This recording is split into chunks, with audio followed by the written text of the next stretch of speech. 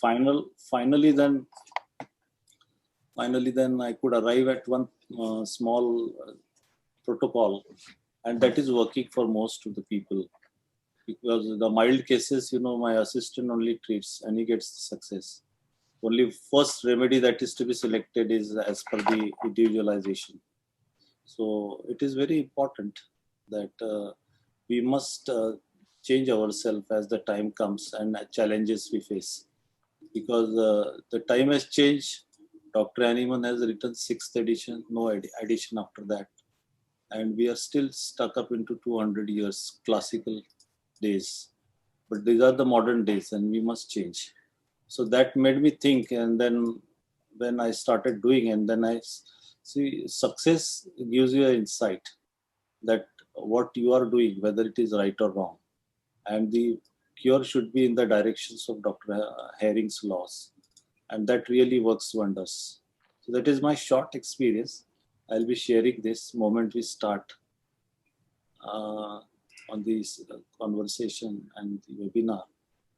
And if there is anything that people have in last seminars, they asked me how you selected. The cases were so wide, so many I had to show. So I had a less time explaining. But this time I have decided that most unanswered questions in this particular webinar, I will answer it. Why I have selected. So I will be talking about pathology first. Symptoms and pathology, clinical examination. That is very important in homeopathy. And if we use that, the success rate goes up. Otherwise, out of 10, if you cure 2 patients and they don't take it cured or don't respond to the treatment, then it is ultimately a failure.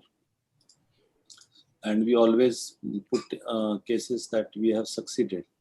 But failures also has to be talked of, because we must know exactly. The patients are getting allopathic treatment, steroids and all those things.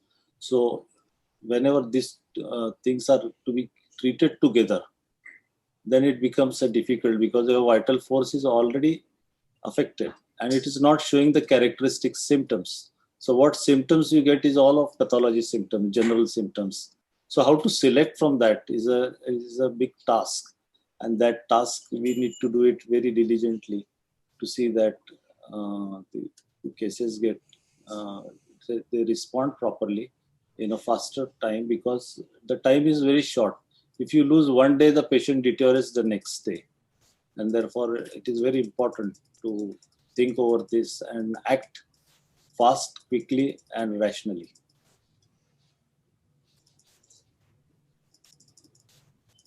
So today will be a different session altogether.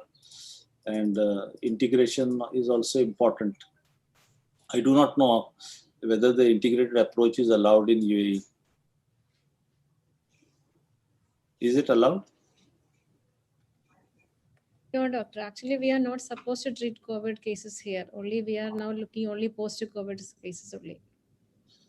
That scenario was there in India also initially. When we fought, I became a member of the task force, and we had a strong voice to say, at least let us treat mild to moderate cases. And now in the second wave. But even then, because I am an allopath and my colleagues are there, and they say, okay, if you are treating, we have no problems, because it should not interact. Their fear is that it will interact and cause problems. I say it will not interact with your medicines.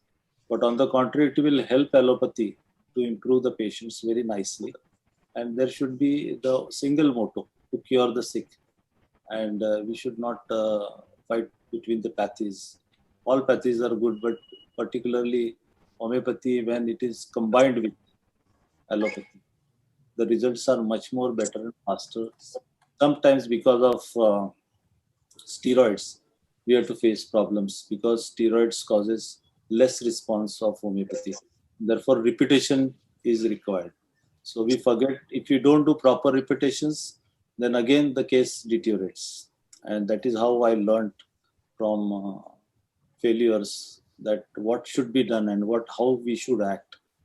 And the real challenge was in managing ICU cases. These simple mild to moderate cases, they can be managed. They get well in even 1 or 2 days. The symptoms completely go with the protocol and the single individualized remedy that has been selected on whatever PQRS symptoms we get. And then followed by the protocol, it gives a better result.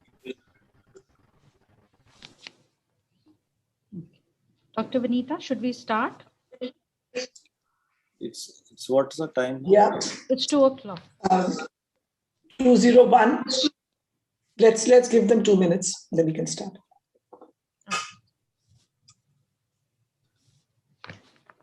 My voice is very clear. Yes, doctor. Should I, Yes, sir. We can hear you very clearly. or should I switch on to my AirPods? No, this is good, doctor. Very I'll- clear. I will just test because there are some sounds from the outside, no? So that should not. Mostly everybody's mute. No, I'll just switch on to my this mode and then you tell me whether this is good or that. Okay. Can you hear me now? There is a change in the mode. Yes, that is, No, yes. Now it's clear. this is better or earlier one was better? Both are equal, doctor. Both are same, Dr. Jaswant. Okay, thank you. I think then I can do just a minute. I would request all others to just mute themselves so that we have a clarity of voice for the speaker.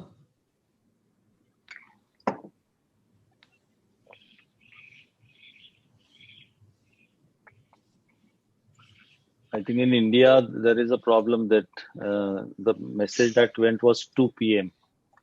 So there is a lot of questions. It is 3:30 in India. But lot of them messaged me also. I clarified to them, and we sent the final brochure that we sent. It was written 3:30 IST. We wrote PM. I had sent very earlier, so I was not knowing Okay. that is there. No, but after Dr. Santosh told me, then we changed the whole thing. We added and then we sent the new one. Yeah. Dr. Vanita, I think we should start. Yes. Dr. Vanita? Yeah, I'm trying to unmute. No, I was trying to unmute.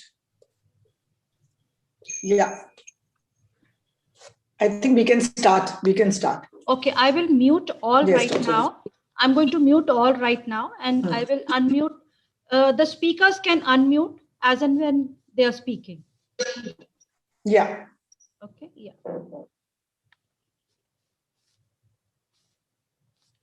Okay. Can you all hear me? Yes, Dr. Yes. Ritu. Yes, Dr. Ritu. Okay.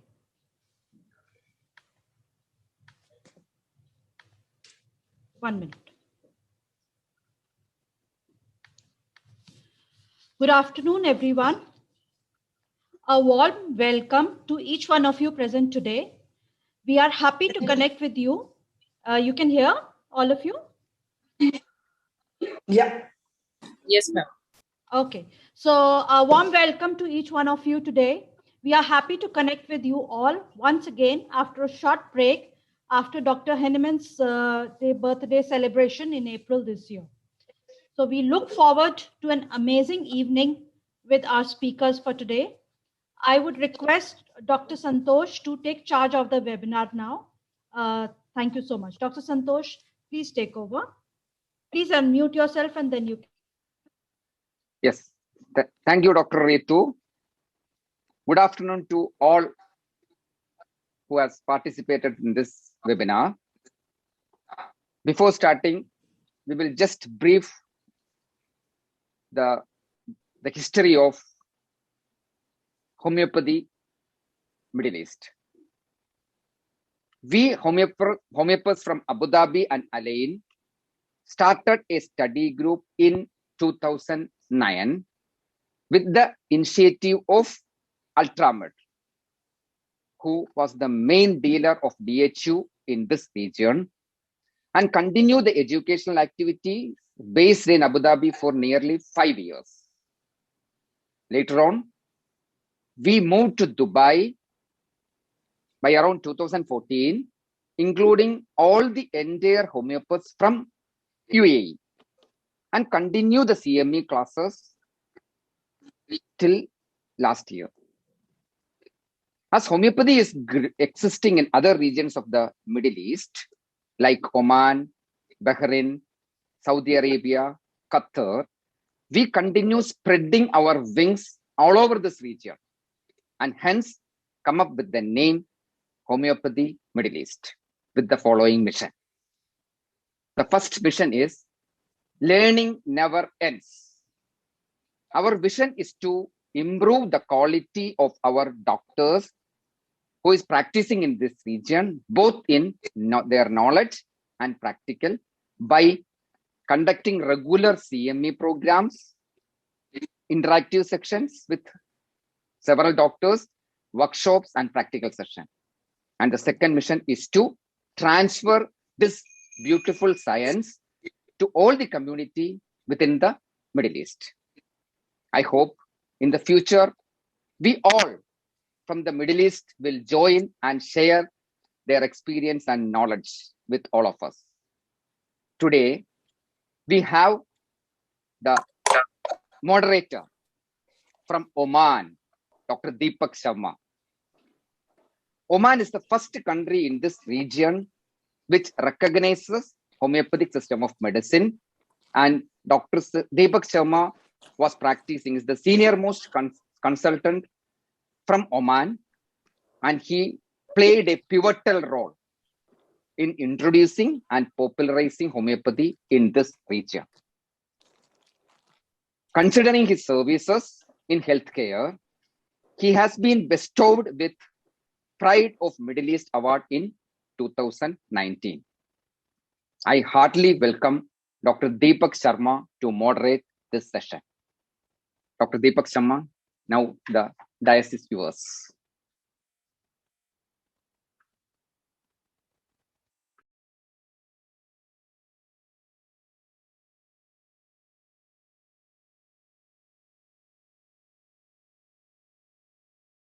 Dr. Deepak Sharma, unmute yourself. Yeah. I thought I was muted. Am I audible now? Yes, Dr. Yes. Okay. Thank you very much, Dr. Santosh, for such a wonderful introduction of mine. A very good afternoon to all dear friends and colleagues.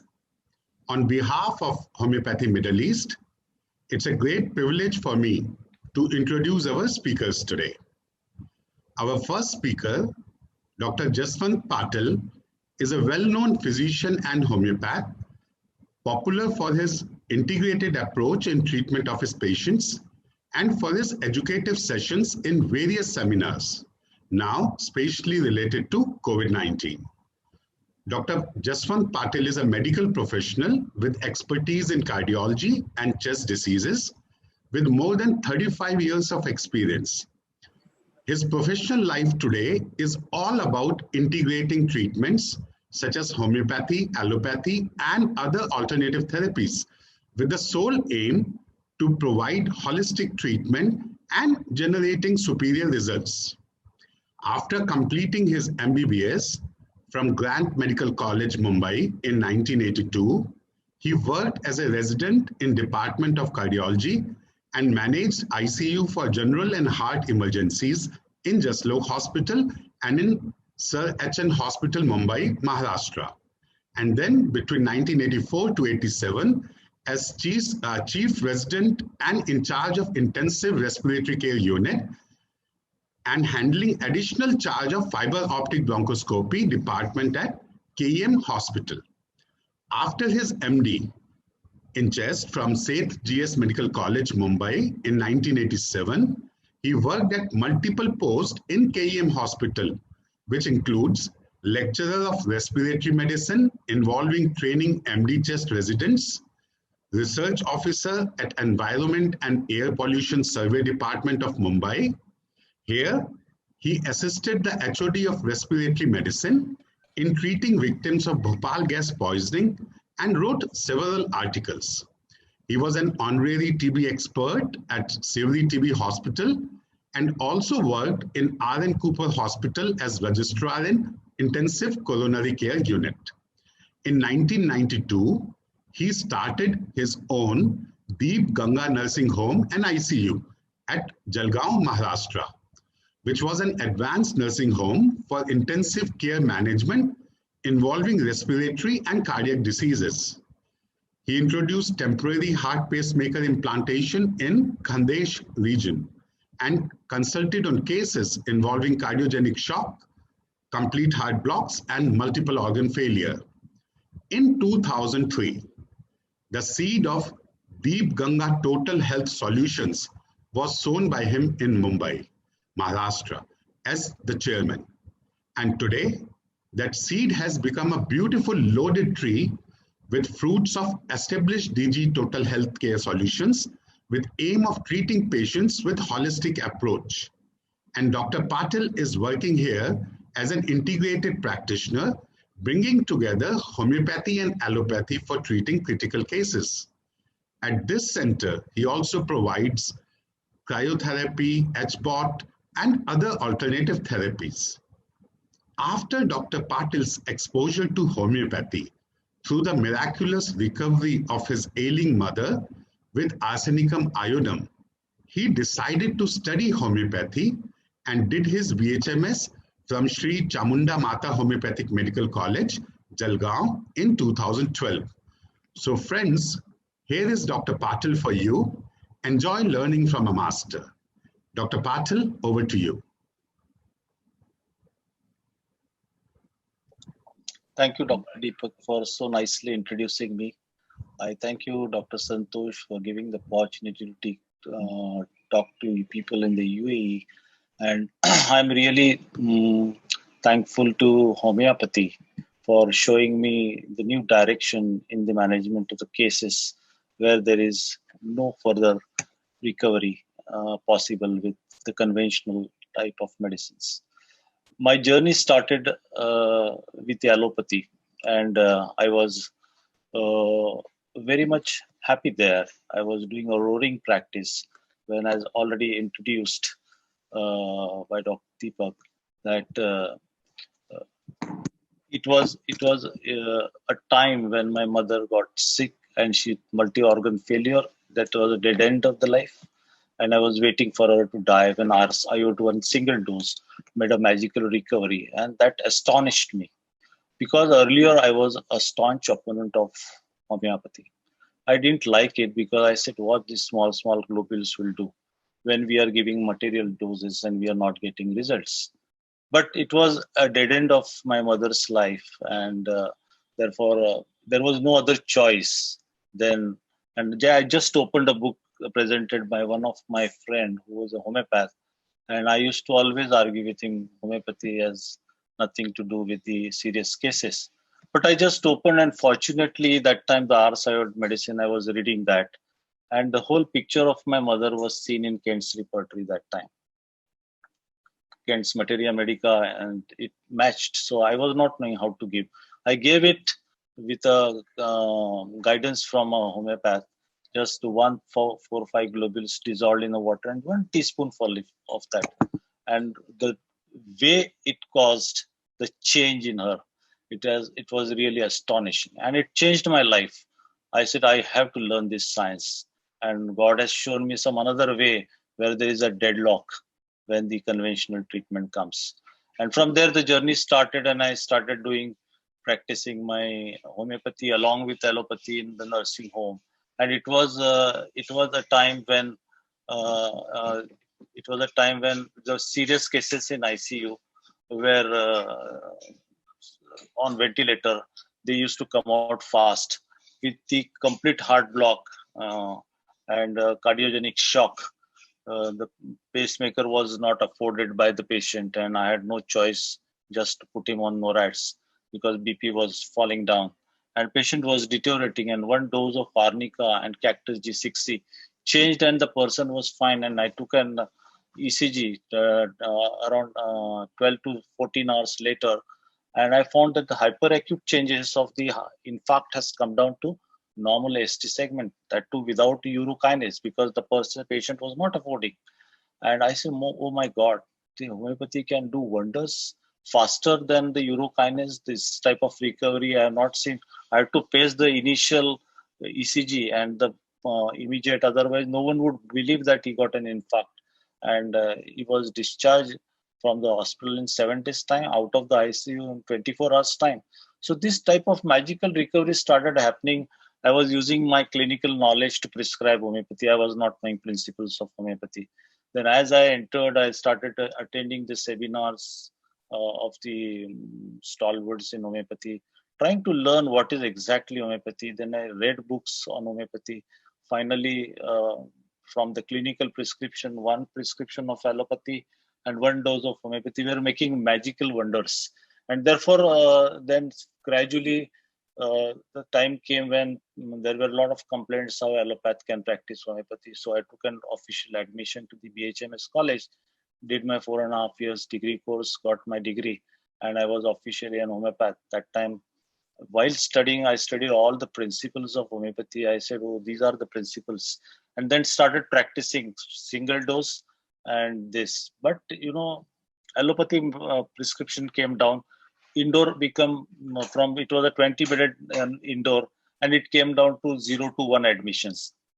So I said, why this is happening? Because the patient of asthma who was getting admitted 3 times in a year was discharged. Means he didn't get all over the year, even 1 attack of exacerbation. So the indoors started falling down and OPD started rising up. And gradually the allopathic prescription came down to almost negligible, mostly single dose followed by the routine placebos, and patients were getting better. So it was a very good thing. But in that, I started learning more that in 10 cases, if you treat, you may get results in 5 to 6 cases, but not in all cases. So one of the cancer case which came to me, and I was treating that cancer case, but I failed there. I didn't get a result. And according to the principles of homeopathy, then I realized, oh, it was a irreversible case. Anyway, the patient has to die. So therefore, so the patient disappeared. I thought he must have gone. He must have died. But that patient went to one of the homeopath in Mumbai suburbs, and he was treating with 5-6 mother tinctures, 5-6 types of homeopathic remedies, one after another, and all those things. And that patient came back to me again a year after. It was very surprising with the widespread cancer everywhere in the body with full ascites and a skeleton. And finally, I saw him cured. So I said, why I failed? And this person passed. So I called that doctor. I said, I want to know. So he was good enough to tell me, because you have to share the knowledge unless you share the knowledge. And then I said that this type of irreversible cases, they cannot be treated just on the principles of homeopathy, but it requires, because it is an irreversible case or one-sided cases, Dr. Hahnemann rightly said, that you have to palliate them. But more than palliation, I saw the cure. So there is something beyond irreversible cases. And that is how my journey started. And in some cases, intractable cancer cases, I started using that, and I was getting, where I was not getting success, I started getting success in 3 to 4 cases out of 10. And that was a good ratio. Gradually, the success rate increased because I started understanding how the pathology and miasm, the correlated together, the medicines can be selected. This is how I came to a different scenario, and then my journey started. So today, I'm here for you doctors in the UAE, that whatever best I can give you from my experience, I can share. I'm not a master. I'm always a student. I'm ever learning. But I'll share my experience. If it is of useful to you, I would be more than happy. So particularly, I will share my screen. Okay. Can you see my screen now? Hello? Yes, sir. We can see clearly. So I will proceed. Okay. This is a second wave integrated approach, or a singular approach of COVID-19 mild moderate cases with homeopathy. I thank you, Middle East UAE doctors, to arrange this and give me an opportunity to speak for you. I will dedicate this lecture to our great master, Dr. Samuel Frederick Hahnemann. the real tribute to him will be to prove the homeopathy in a scientific way, because he was ever changing from first edition to sixth edition. But the life is short.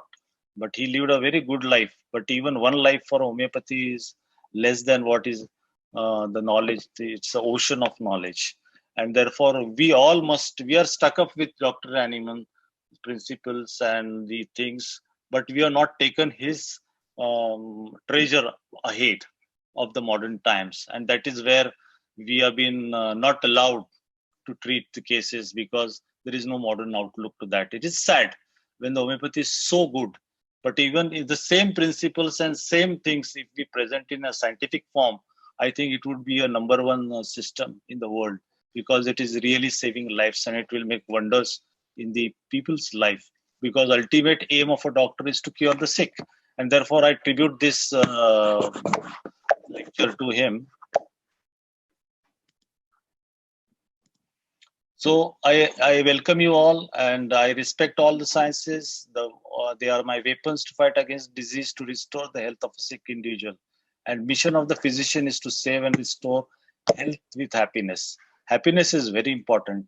If you restore the health with no happiness, that is not a complete treatment. That time we cannot say that it is there. And all sciences have got scope and limitations. I try to override these limitations, accept the scope and good part of each science, whatever is the best. But primarily I use homeopathy. I respect all doctors, medical practitioners, no criticism, no shortfalls, and we must discuss the shortcomings, never criticize each other, and only intention is to save the patient and treat the patient. Unity with the broad mind. Like I was narrow-minded and I was not liking homeopathy, but my mind became broad and started accepting. I think it was a God's act, and I had faced the difficulties, and finally I was into homeopathy. So basically, if homeopathy is my first line treatment, wherever there is a limitations to homeopathy, then I take help of allopathy and other alternative sciences. I have studied 117 alternative sciences, whichever are the best part for a particular disease. That I usually take up. Acupressure, alternative sciences, they are also working wonders. Ayurveda, the Prakriti dosh, the diet formation, which is not there in homeopathy, is best in Ayurveda. So take all good parts of each science. See that the homeopathic medicines are given, and how to combine them to get a synergistic effect was my main aim. And then I succeeded into that, and finally I have formed with many protocols. The alternative therapies are many. There are so many alternative therapies, and therefore we have to learn that, and it's a big time. So coming to the second wave of COVID-19 as compared to the first wave, it is more problematic, and it is more ambiguous and more dreadful. I would say first wave was better, but in second wave, the death rates are more, the infection rates are less in the initial phases, but later on there is sudden jump. You know, the curve is steep rising. In there, it was slow rising like this. But here, because of the lockdown was not there. But if you see in the US, there is a steep curve, and now they are not experiencing so much of second and third wave.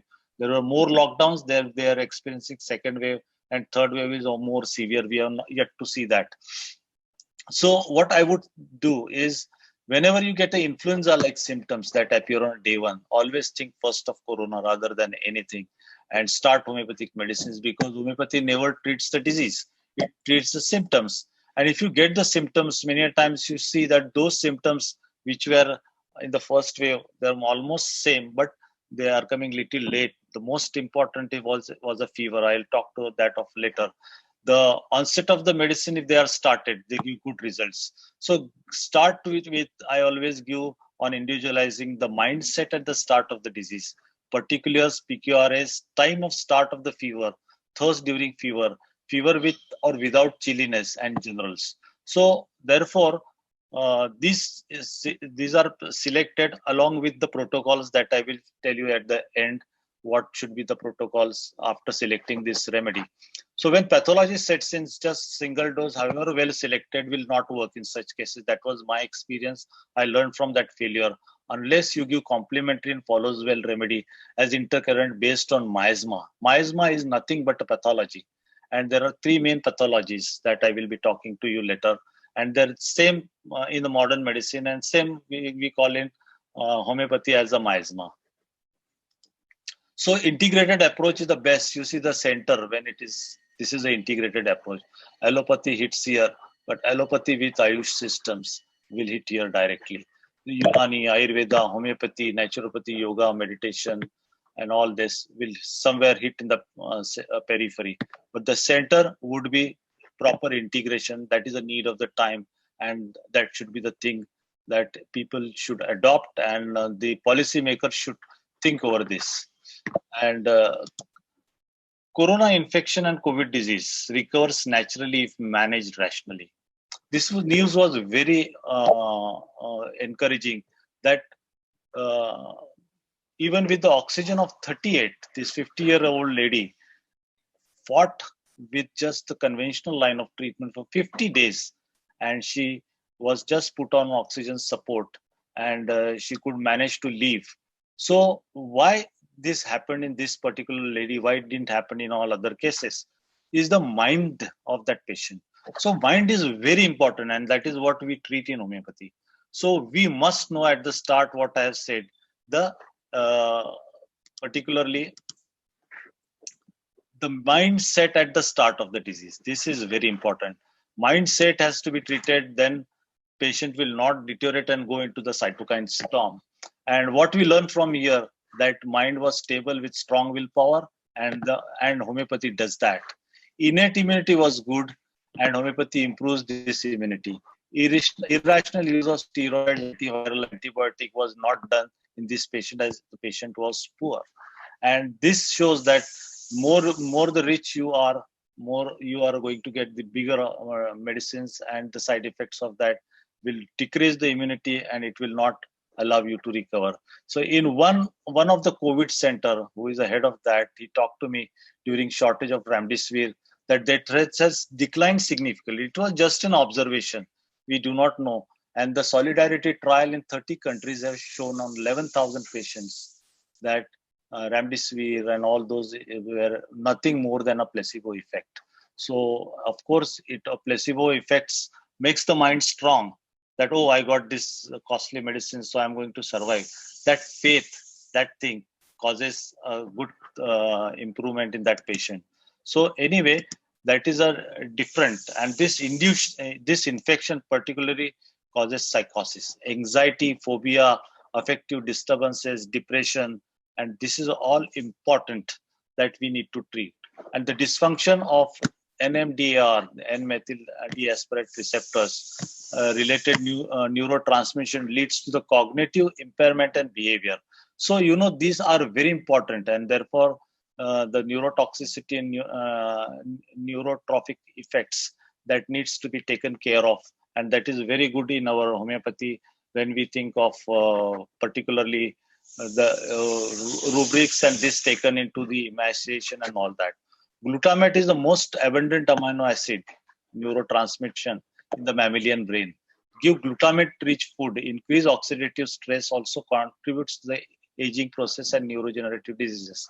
So give nuts, meat, milk, eggs, cabbage, beans. So it will improve the glutamate, and glutamate will cause a good thing. And if along with homeopathy, what we give, this glutamate from this particular theory, I have seen that there might be something happening when we give aconite and the fear remedies to the patient.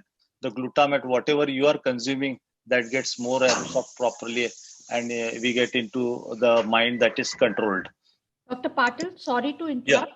I think I'll unmute everyone, because I think some of them are unmuted, and then you can unmute and start again, because I think some noises coming which we are not able to figure out.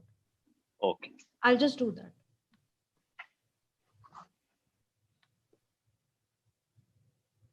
You can unmute yourself and start now.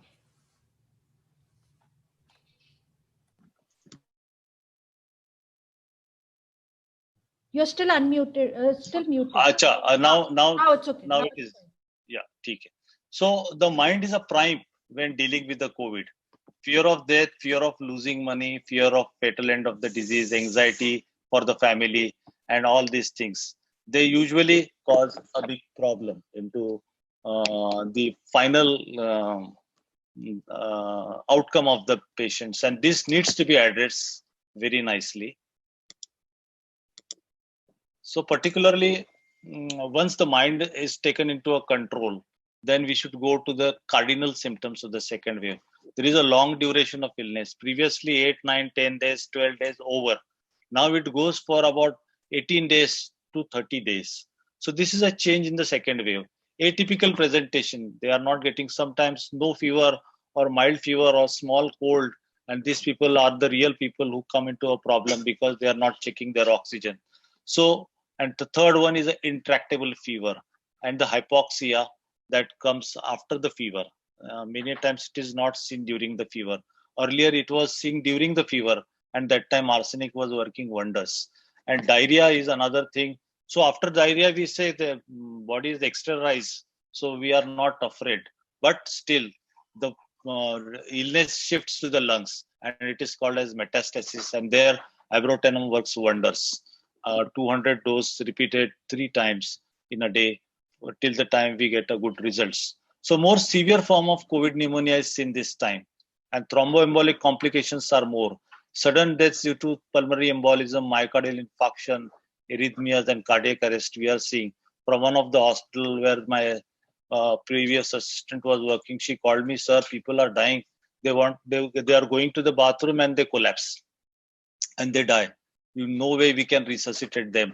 And severe post-COVID complication is another problem. If you see first wave and second wave, the second wave post-COVID complications are more. And therefore, it's a very big symptoms altogether that needs to be tackled in a different webinar itself.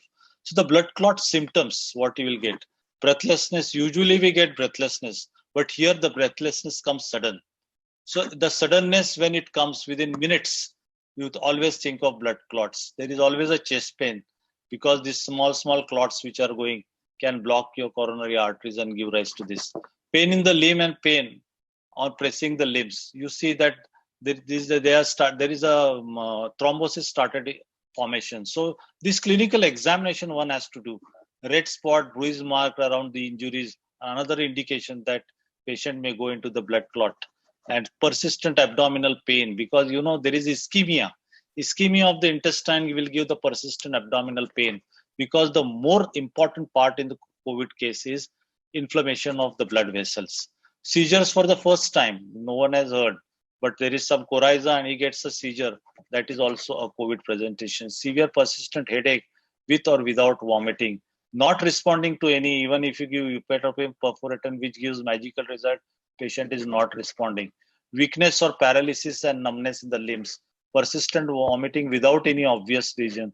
Blurred vision, double vision, and altered mental state of confusion can also be where you can think of blood clot formation. Because certain things, why you must know blood clot formation is there, because you can choose the homeopathic remedy if you know how to diagnose that. So we'll deal with the fever first. Fever is very, very important. And in fever, particularly, we always give paracetamol, and that is a big mistake.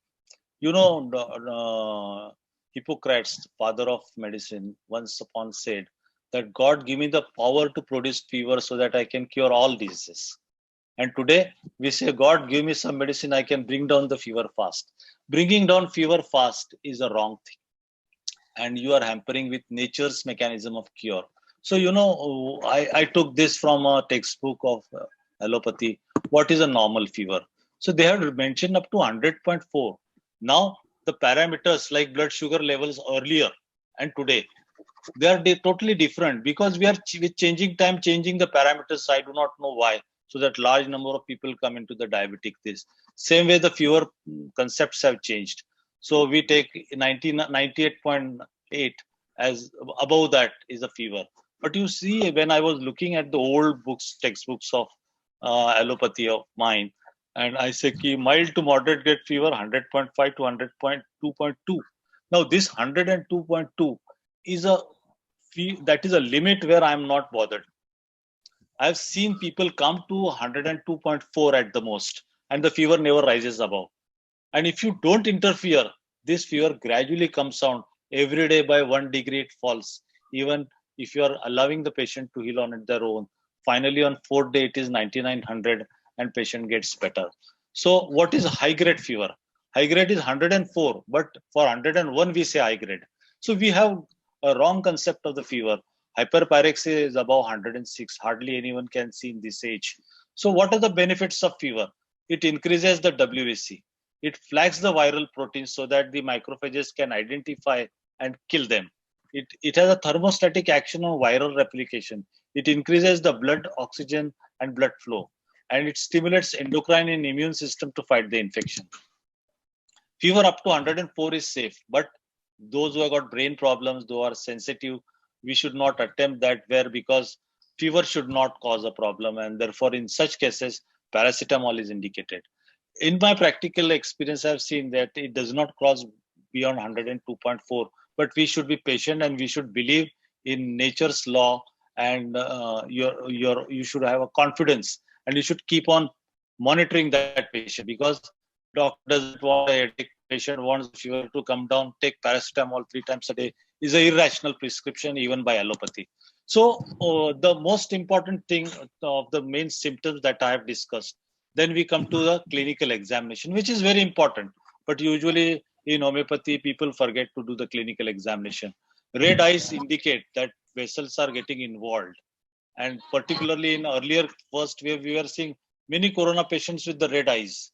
And here arnica works very wonders. Belladonna, arnica, belladonna given in the earlier stage. So from the clinical examination, you can always have in mind what the remedy will come after repatriation. Flushed cheek and hot dry skin, hectic fever, JVP is raised. Whenever if you make up inclined patient at 45 degrees, JVP is raised, you take it that there is a right-sided ventricular failure. So you can choose remedies from the rubric heart failure. And tongue in fever, Dr. Vakil has done a wonderful job. Different types of fever and what is a tongue. So you can choose the remedy from there.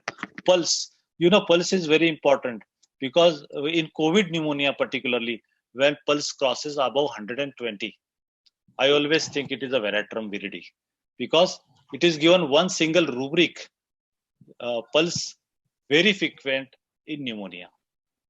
BP on lying, rising in the bed and on standing. What it gives, sudden drop of more than 10 in these 3 positions shows that your circulatory system has collapsed.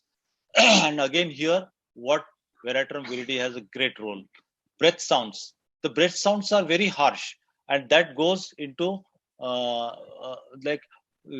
usually we hear the inspiration and 1/4 of the expiration. Here you see the inspiration almost equal to the expiration. So you can see the stress, because carbon dioxide needs to be exhaled out, and that is what is in some cases where I see ICU cases, carbon dioxide is getting accumulated. I'm talking of first the pathology and clinical part, and then we'll come to the cases. Oximetry and hemodynamics. So 6-minute walk test, JVP at 45, pulse intermittent, orthostatic hypotension. These are the remedies where we should think of hypovolemic or circulatory shock. Then what is POS? Platypnea orthodeoxia syndrome. So there is deoxygenation. The study done in KM hospital where I have studied, it was published in JAPI, and it was shown that particularly oxygen saturation on lying down and sitting up, if there is a difference, these are the potential patients who are going to require oxygen in recent future. And therefore, we must always keep a watch on this, that, this is a case where it can go haywire. And if that is not happening, then we do 6-minute walk test and we see. But don't allow the patient to walk alone. There should be a monitored someone in, otherwise he will walk for 2 minutes and collapse. So you must see what is the oxygen. Unnecessarily 6-minute walk test should not be done when the oxygen is already 95. So if it is 96, 97, you are under the impression patient is doing well. That time I do 6 minutes, but I make it first 3 minutes, because you do not know how the patient will do. So give them 3 minutes and then directly don't ask them to walk for 6 minutes, and you will see the drop. Any drop in the saturation below 94, that is absolute about 3 to 5% should be taken as a positive for that particular thing. And after clinical examination, then we should come to the investigations. Investigations are very important. And as a homeopath, we always neglect this because we just treat on the symptoms, and patient has gone getting energy, he is eating good. And such type of patients, earlier I had done, patient says, Doctor Sahab, aapne dawa diya, I'm feeling very fresh, fine, energetic. I started eating and suddenly the oxygen used to drop. I said, why this happened? Why this happened?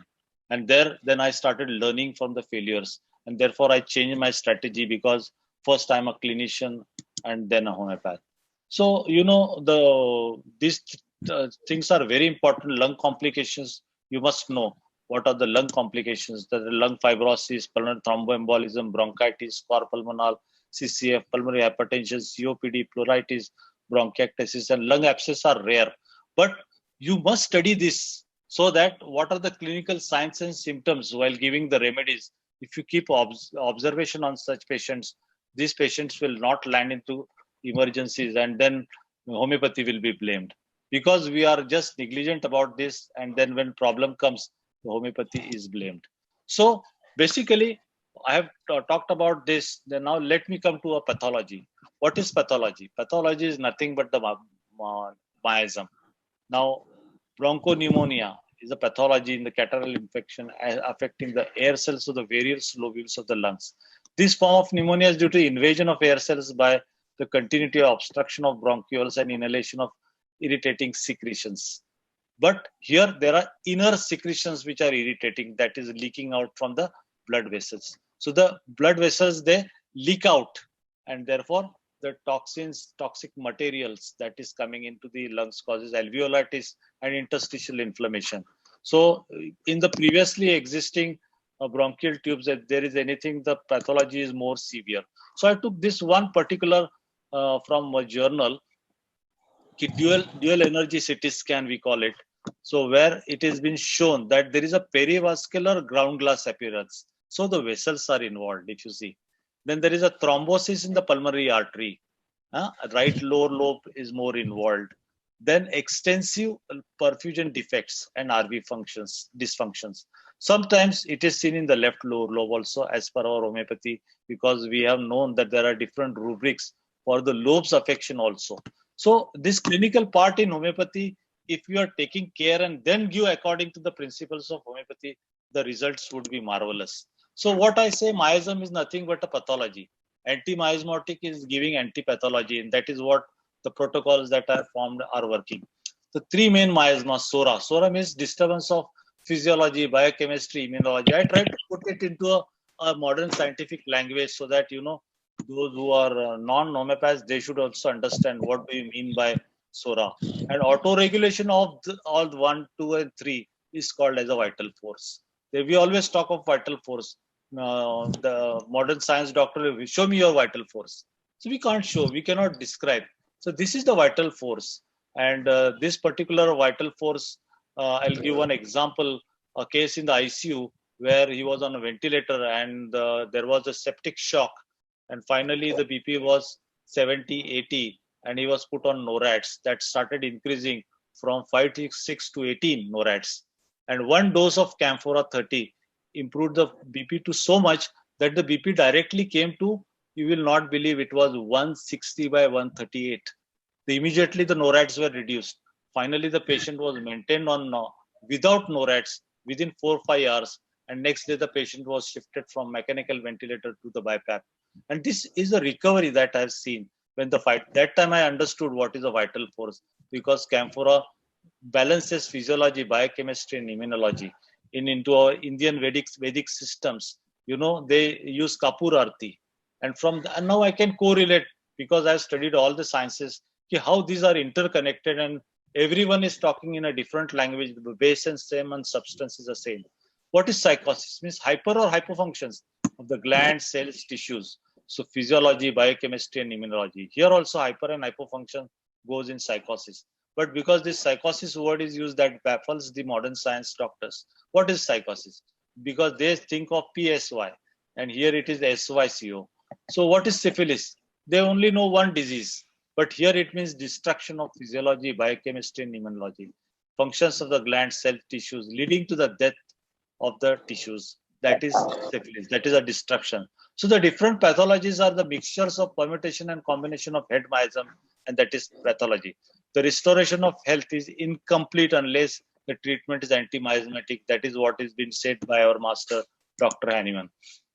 So now, understanding the pathology, I've taken some rubrics for you. See what is the perivascular ground glass appearance due to inflammation of the blood into the picture that I have shown. There are 82 remedies.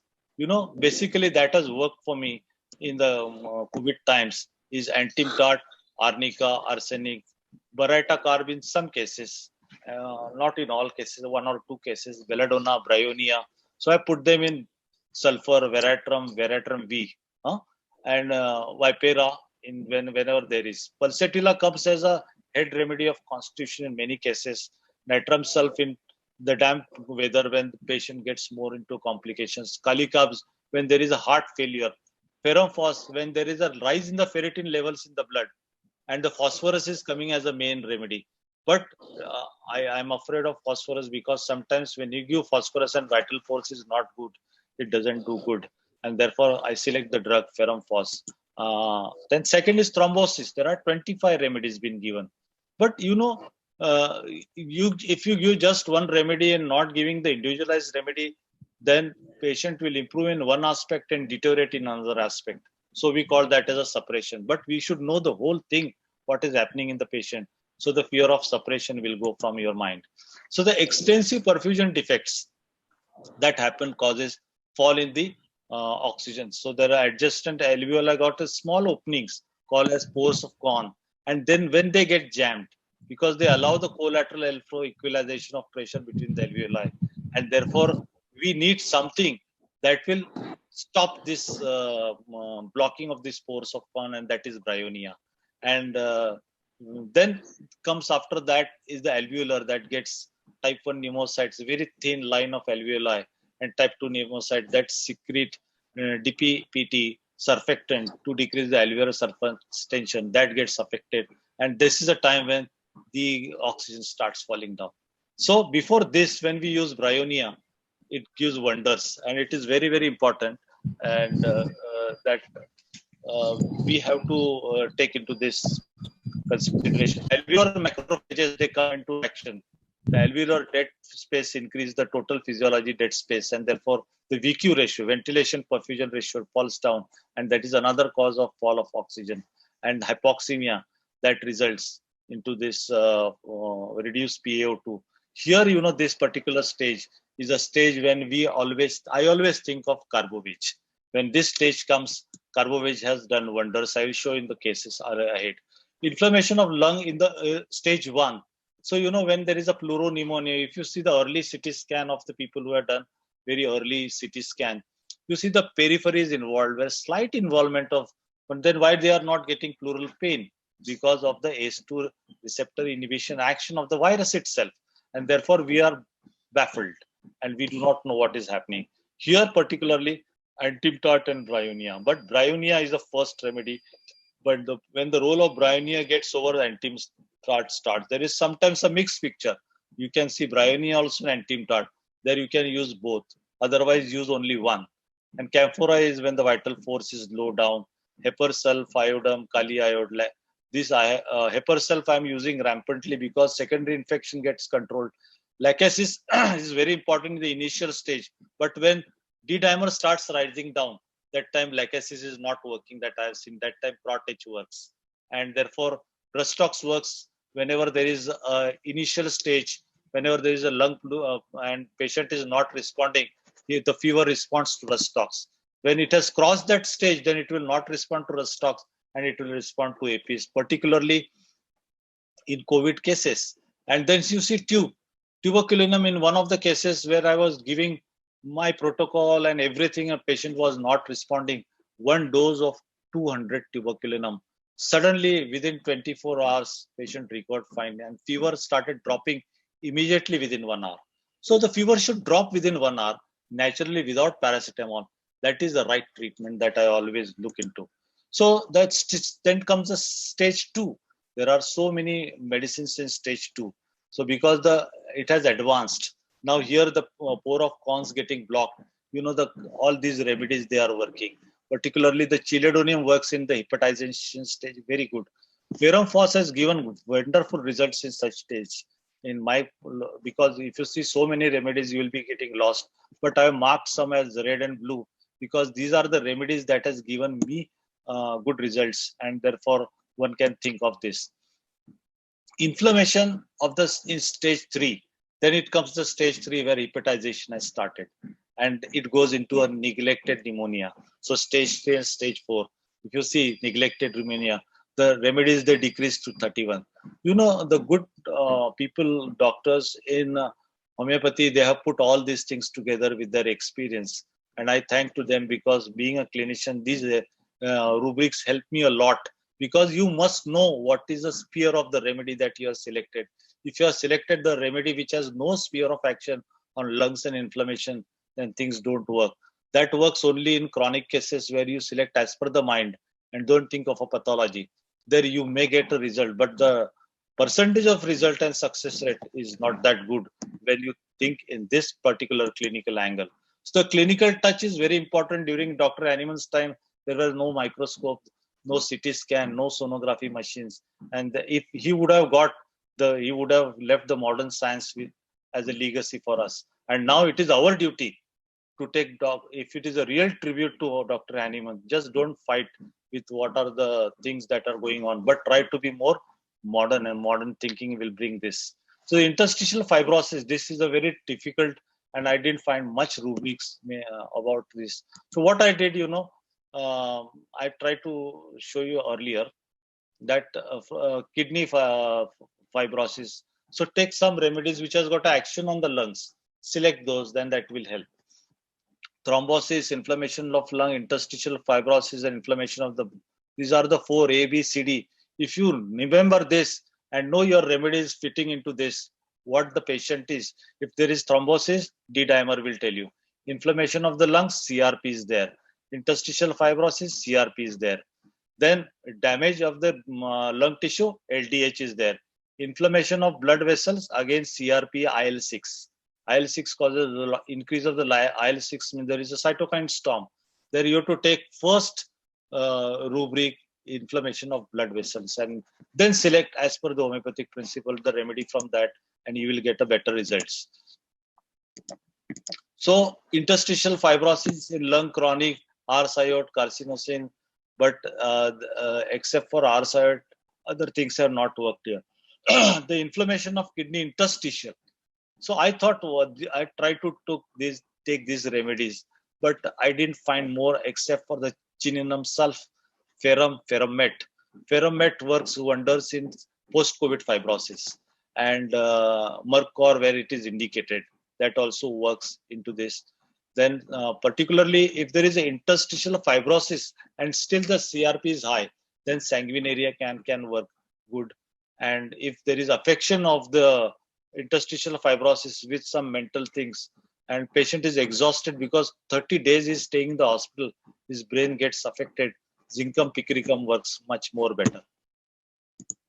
Cyanosis, there are during fever that was seen in the first, C. Carbovage, Crotage, Digitalis, Loraceros.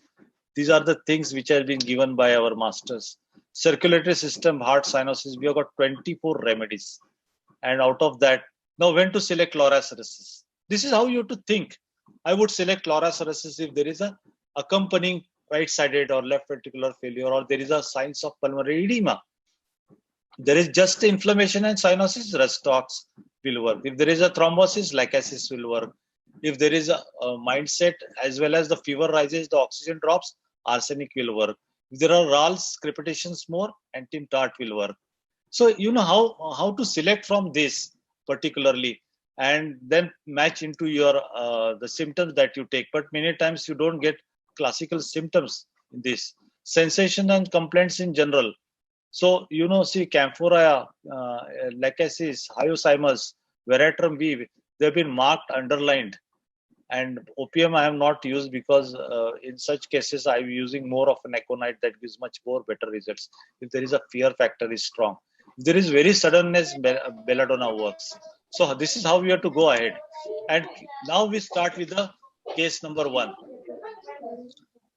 Case number 1 is a moderate case because I've been told to talk only of mild to moderate cases. Mild cases are being managed by my assistant doctor. And particularly if you see this case, on 26th March, the fever started at 8 p.m. Body ache, muscles and bone, loss of taste. There is a spelling mistake here. Thirstless, weakness, no cough. And he went to a family doctor. 4 or 5 days he took the conventional line of treatment and finally landed into a problem that oxygen started dropping down. See now 92 to 93. So this is at the stage 1 level and stage 2 level in between. So on 5th April, we started on homeopathy. And he was put on medicines 1 hourly, daily repeated till 7th April. And these were the remedies. Pulsatilla was given as per his nature, mild and very affectionate. And whenever he used to talk and say with a weeping tone, and that led me to select Pulsatilla as the first remedy, followed by Upperv, Bryonia, Entimtat. See now here it was between stage 1 and stage 2. So I've repeated this, and Veratrum Viridi was given because he complained of giddiness. Giddiness is very important because fall of the blood pressure on standing. While going to bathroom, he feels giddy. Don't think left, right, start on Veratrum Viridi with whatever individual remedy you have used with Entimtat. 8th and 9th April, he stopped suddenly all the allopathic medicines and steroids without informing me and without my knowledge. And suddenly the oxygen dropped to 85. Now, conventional treatment was doing good, but not that good. And I was thinking, I have given this and oxygen has dropped. It was a nightmare for me. But then I said not to lose hopes, and I kept on giving. And 1 dose of Carbovage I've given on both days improved his oxygen from 85 to 95. And 10th April, oxygen further improved to 98 to 99. So see the fast recovery with homeopathy, and that too without my knowledge he had stopped allopathy. Even then he improved. Then I was saying I have not changed the remedies, and therefore I was very sure about what happened. So I will show you the oxygen. See on 5th April it was 92, 93, 92, 93, and only in 4th finger it was 95. So you know the fingers also they matter. So I always ask them to check in all 8 fingers. And then on 8th April, he was doing fine with this same. And 8th April, when he stopped the steroids, it started dropping. And from now you will not see 94 and 95 figure here with loss of appetite, even though slightly improved. I said patient is saying generalized weakness better.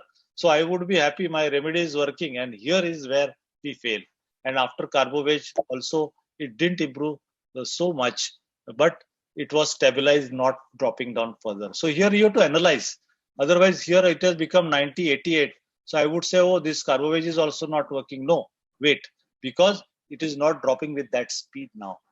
And finally, on 9th April, when it dropped to this, again, I had courage to give repeat 1 dose of single dose of Carbovage, and oxygen improved to 92 to 90 to 92 within few hours. So you see the 10th April, now it is 92, 93, 94, 95, 96, 94. And 10th April, 1 p.m. and 3 p.m., it was showing 100, 98. This is a fast improvement. This is a jump improvement that happens. At 12th April, he developed lower limb numbness, tingling, paralytic weakness. Now you will say, these symptoms are suppressed, he went to paralysis. No, this is a thromboembolic phenomenon. And thromboembolic phenomenon, if you see particularly, here, if you see, there is no antithrombotic treatment given. Okay, and this was a mistake that I realized I should have given, because if you planned right from the beginning not wait for a thrombosis, then things will not happen. I'm showing you the success as well as the shortfalls that I faced in the case, so that you will also keep this in the mind and treat your cases.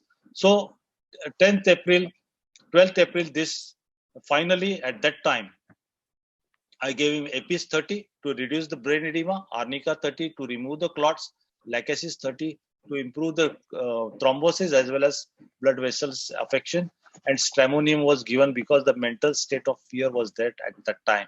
You see this, I have taken this repertorization, and Stramonium was coming very well.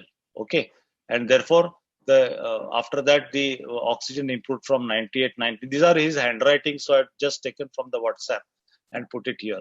Now, if you see this particular repertorization, hemiplegia left and hemiparalysis. So left and this you take both together, you'll see Epis, Lachesis, Nux vomica, this Arnica, arsenic, Baptisia, all they are coming. Now, how to select from this? Epis is antithrombotic, Lachesis is antithrombotic as well as anti-inflammation of the blood vessels. Then third is Arnica. So whatever has been formed to clear after injury, we use Arnica. So this is how clinical knowledge in the homeopathy has given me to use protocols as intercurrent remedies. And even after giving individualized drug, patient is not improving. That is his CT scan. It was showing a score of 8. Now, all that, if you see particularly 19th April from 26 to 19, he has not deteriorated more. 2, 2 and 4, 6. And there is one more, 5th is missing. That was 2, 8 score. So 8 score is good at 19th April. His left-sided weakness also improved. Appetite improved. Cough after eating was there slightly, but oxygen was maintained 98, 99. This is how he improved. Finally, the oxygen on 27th April. Now cough is better, but increase only draft of air and strong odors. Now here the role of phosphorus comes. Now I'm very sure that at this time when I give phosphorus, will cure this case, and oxygen is 98, 99. So at this juncture, I will not be afraid to use phosphorus. And I gave him 1 dose of phosphorus. After that, on 4th May, there was an externalization of disease as per Dr. Herring's law. No cough now, throat irritation completely resolved, left-sided weakness 90% recovered, but he got piles with bleeding, left-sided hip pain, and back of the right shoulder, sebaceous cyst, which was there for 2 years, suddenly increased, formed the pus. Finally, it was resolved. Then we come to the reportorial analysis, particularly. Now, what is the individualized polycrest remedy that I have taken? If you go through this, Pulsatilla was selected and given daily. Present mental state with ailments from an acute miasms. The taste bitter fever during, appetite wanting fever during, cough morning on waking. You know, the phosphorus was coming, and therefore I gave him phosphorus. That is what I told you. The Bryonia is partially the genus epidemicus, particularly now, here the staging has to be done. The staging has to be in first stage, second stage. So usually Bryonia works in stage 1. Then there is a Arnica covers all 3 acute miasms. So Arnica is my favorite remedy in all these cases, because even in stage 3 pneumonia, I've seen that it works wonders. Inflammation of lungs, blood vessels, thrombosis, and cyanosis. Particularly the remedies that I have given, I have written. If you go through this, I already talked about this. Why Aconite was given fear of death, Bryonia interstitial pneumonia. Bryonia works very well on interstitial and fibrous tissues and the pleura. So any effusions in the from the fibrous tissues, like even in knee, it responds well, and it has got a wide variety of action. Bryonia is a very good polycrest that works wonders in inflammatory diseases. Veratrum V, vascular congestion with hypotension. Ferrum Phos is again for vascular congestion. Antimtart is for alveolar edema. Arnica 200, where it works thrombosis of blood vessels and cytokine inflammation. Immediately you give, it works like a tocilizumab. Arnica 200 along with Abrotenum 200. So cytokine storm, people can go in reverse back better than tocilizumab. And Epis 200, fever SOS. When the Rostock stage goes, second comes is the Epis stage. And there you give Epis. The remedy that is working on the fever will bring down the fever within 1 hour. If it is not bringing down, that means you have to rethink selecting the remedy. You can repeat it once, twice, but not after that. Then you have to change the remedy. If oxygen drops, I always give oxygen drops SOS to the patient. So don't use carbo-veg very frequently. Whenever the oxygen drops, you give oxygen SOS. Case number 2. This is a 55-year-old obese lady with PID, where she came RT-PCR positive. She was on homeopathic drugs.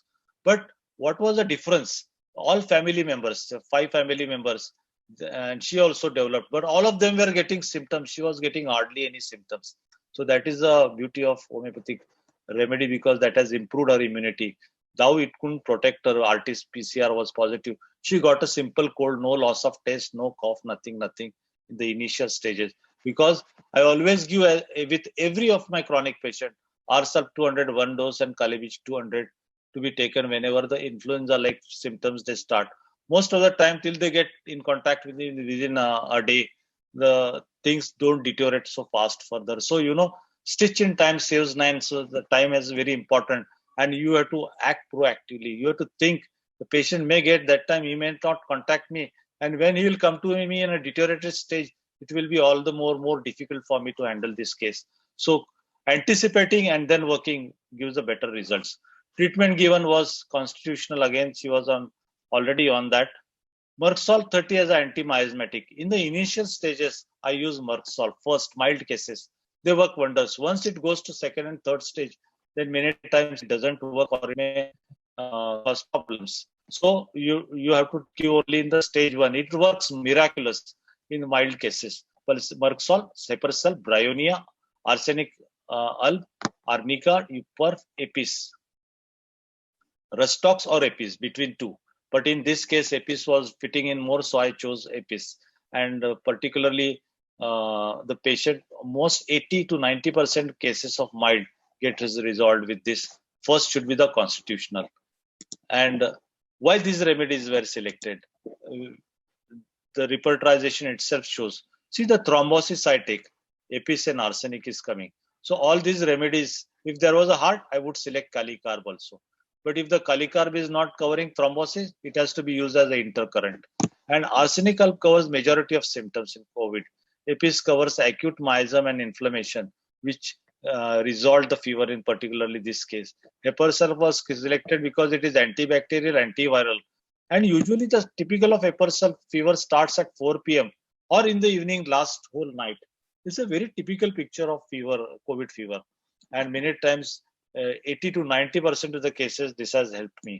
It may not work in all cases. So whatever I say, you just copy paste that will not work. So you have to use your own logic, rational, and while prescribing. So coming to that, I have taken Bryonia as a drug of choice in COVID pneumonia. And if the stage crosses, then instead of Bryonia, Antiptart. Veratrum viride was not selected as she didn't have giddiness and pulse and high pulse rate. She didn't have the giddiness as well as no high pulse rate was there. Merck Salt was given as anti-miasmatic. Heparsal should be given in all stages, stage 1, 2, 3, because every stage there is a chances of secondary infection. And even though it is partially similimum, it works wonders in complementing the main remedy that you have chosen. So in the chest, these are the rubrics: first stage, second stage, congestive stage, from suppressed coryza when the goes. You see the Merck Salt is and Bryonia and Ferrum Phos. They are appearing in almost all these rubrics. So they have become a drug of choice in particularly COVID times. So take case number 3. Now this is a case, 61-year-old with chemo, radio, pneumonectomy, one part of the lung removed. Even after that, he was not getting well. He came to me on homeopathy. He started improving, but during the course of time, he developed COVID pneumonia. His RT-PCR came positive, and he already had mets in the brain. Now, such type of patient has got a very bad prognosis in conventional medicines. So these are the particular things that is post-right, middle, and lower lobectomy done, post-surgery, low-grade FDG still active in the subcarinal and paratracheal region. My God, now such patient gets a COVID, he has to have a fatal outcome. but with the faith in homeopathy, it has worked wonders.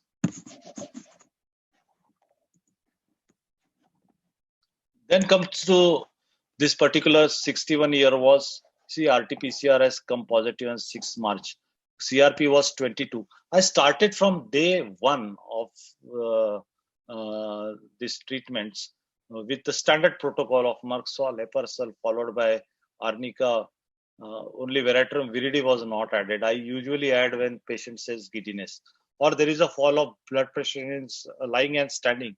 For that, you need a clinical examination. So the PO2 didn't drop further, more than 90%, was a success in this particularly mild case.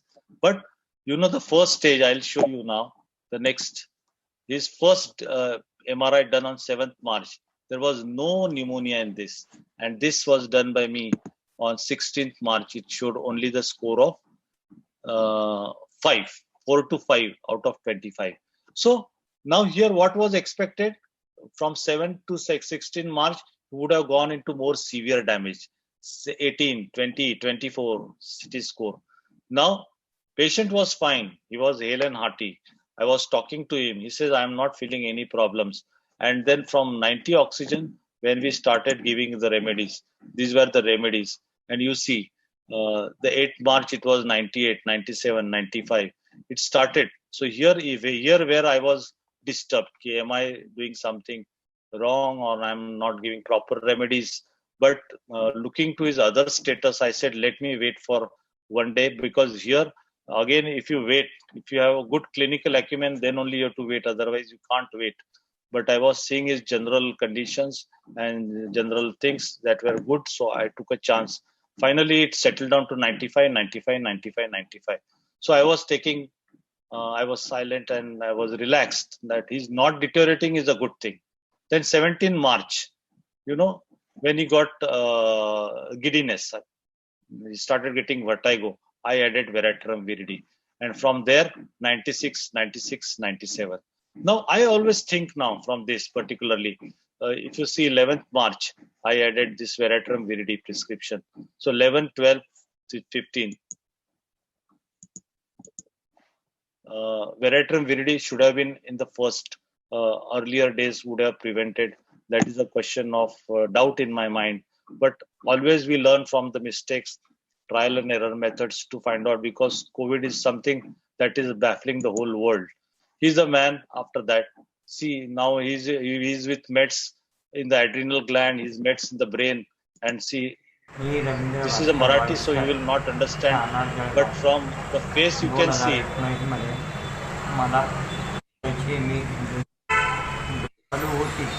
You see his face. And he is not looking that he is into that bad stage, because he is recovering from even malignancy as well as from the COVID. And that is the power of homeopathy. Now, this is one of my Dr. Makarand. He is treating only by Ferrum Phos, and you see the improvement. You see the improvement after Ferrum Phos. Now, it may not help you in all the cases, but in majority of the cases where Ferrum Phos is indicated, in 60-70% of the COVID cases, their Ferrum Phos works. And anywhere in the repertorization, if the ferrum comes and phosphorus comes in first 12 remedies, I always prescribe Ferrum Phos point blank, and it gives results.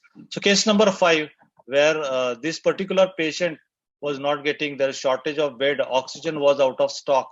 That time I happened to treat this with CRP 31.5 at home, and there was no way down from 66. I was trying hard. I was calling all the hospitals, get him a bed.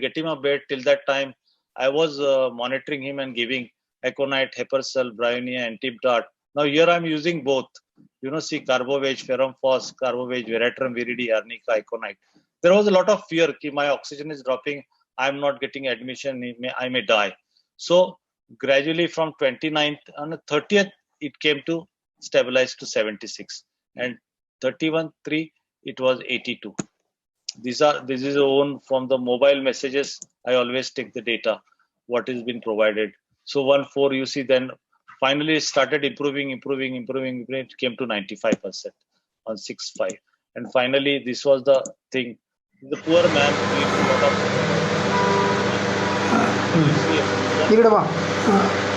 One of the earlier stages, he was very bad. He couldn't even sit in the bed. That video we are not having. You see this video and you see this video now. And see the change, the face and everything. He has recovered without oxygen, without conventional treatment and everything. He has come out of this great thing. And so what is my advice on the day when a patient comes? This is my protocol. You can try. It may not work in all cases. So you have to change in some medicines in these protocols as per your individualization. And definitely, I hope that you will get the success. Finally, I've treated many doctors. He's an orthopedic doctor, and what he has to say, just listen to him patiently. Hello dear friends, I am Dr. Anirudh Ambekar, orthopedic surgeon and managing director of Lifeline Medical Group of Hospitals at Mumbai. I would like to share a small incident of my life with you. During the COVID pandemic in the month of April and May, when government has asked all our medical fraternity to dedicate their services, we also dedicated our 3 hospitals for COVID. And during those days, unfortunately, I also got infected. I had a very high-grade fever, cough and mild breathlessness. The fever was not subsiding, so I contacted Dr. Jaswant Patil, who is a very close dear friend and a brotherly figure to me. So he immediately suggested to start homeopathy along with my allopathy line of treatment. So we started the treatment, and gradually in 3 to 4 days my fever got subsided and even my lungs was saved. So I thank you Jaswant Patil sir for his timely help and timely dual line of treatment for COVID and taking care of me. Thank you so much sir, and I wish sir you elaborate your treatment of this allopathy and homeopathy together, so we could save many lives henceforth. Thank you sir, thank you once again, and God bless you. Thank you very much. I thank you, and I'm starting work on research and everything. Somebody is interested. I may not start recently, but if you want, you can just put your data on this link below, and we can do something good for the homeopathy to bring it to number 1. And instead of getting affected by the criticism from the other side, I think that we should do all the things together. Thank you so much for patient listening. I hope that I have covered in a short time a lot of things. There are many things to be talked about, but the time is short. And if I've taken some more time, sorry for that. Thank you.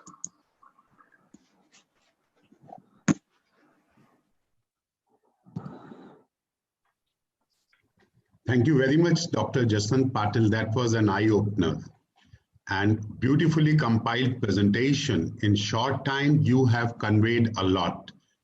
And I hope all the homeopaths attending today will take home a lot of learning out of your presentation today. Our second speaker, Dr. Nishi Singh. Excuse me? Yeah. With your permission, may I have a very small question? No, question and answer series will be later, sir. Okay. We have kept there was a very relevant question for this lucid presentation. So I wanted it to be, maybe at that time I might not be available. Let us follow the decorum and wait for question and answers. Still, I will leave it to Dr. Jaswant Patil if he wants to attend to one question from you now. Is it okay, Dr. Jaswant Patil? I have no problem. I think I have consumed more time of the other speaker needs time. So I was worried for that. So if he is in, I have no problems if he wants to ask. Can you shoot very fast, sir? Okay, sir. At the outset, Dr. Jaswant, I should congratulate you for a very lucid, practical based, and as she said, that beautifully compiled lecture. And you have used a lot of medicines. Let me explain at the moment that I am not a physician, but as a researcher, I have seen that at the drop of the oxygen, you have used many medicines like that of the Carbovage 30, Vertram. But in the whole of your lecture, I have not heard the name of Aspidosperma, which is said to be, which increases the respiratory activity 400 times. This is my research, which I am here, not a practical experience. I got your question. Why you did Aspidosperma? I will answer you this question. You have asked a very good question to me. Today, I am talking only mild and moderate cases where I get a success, oxygen improves. I'm not worried. See, Aspidosperma works wonders, particularly when the central respiratory depression is there. So if there is hypoxia and patient is not breathing fast, that is a time when the Aspidosperma works. That is my observation. And I have used those Aspidosperma in my ICU cases when the blood gases show hypercapnia. And then it gives the wonderful results. Earlier stages, there are so many medicines. So if I'm getting a result with that, I don't jump to many more medicines. It may work. But here where I am not getting a result, then I see why I'm not getting a result. If there is a respiratory depression, the respiratory rate is less, or if the patient is into central respiratory depression or hypercapnia on the blood oxygen, arterial blood gases, then definitely there Aspidosperma works much more better than Carbovage. Where Carbovage fails, Aspidosperma works. But along with Loracerisis that I've seen, because there is always associated cardiac failure. Thank you. Thank you very much, sir. Thank you, Dr. Kamil, for your question, and thank you, Dr. Jaswant, for your reply. Dr. Ritu, I would request you to mute everyone that I will unmute myself then. Just one thing in between. Dr. Patil, can you please type that link in the chat box for everybody to see and save that? The link that you had said. You're unmuted. Yeah, I will type that. Yes. Till the time I'm hearing the second lecture, I will do that time. Okay. And if any questions, please type in the chat box. We can refer to them in the end when we have the question answer session. Thank you.